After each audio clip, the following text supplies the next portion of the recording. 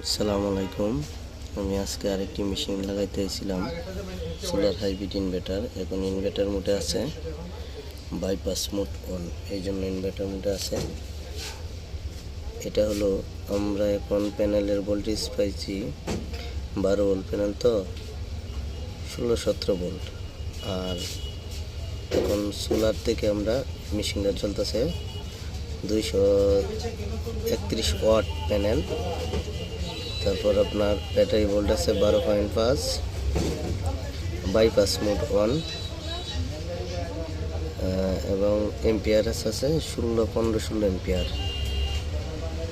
15-16 ampere আমরা panel থেকে এখন বর্তমান পাইতেছি। আর ওয়াট পাইতেছি 224 ওয়াট। আর এটা মোটর মোড।